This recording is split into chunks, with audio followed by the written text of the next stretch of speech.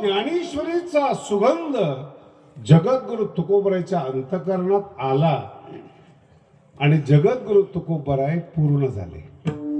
खूप छान आहे का?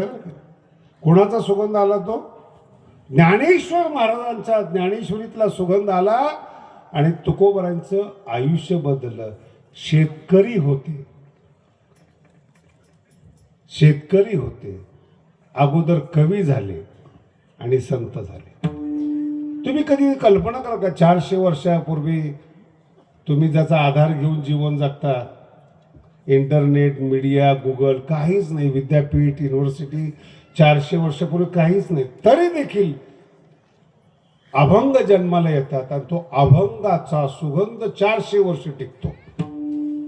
तो कोणाचा सुगंध आहे? ज्ञानेश्वरीचा आहे.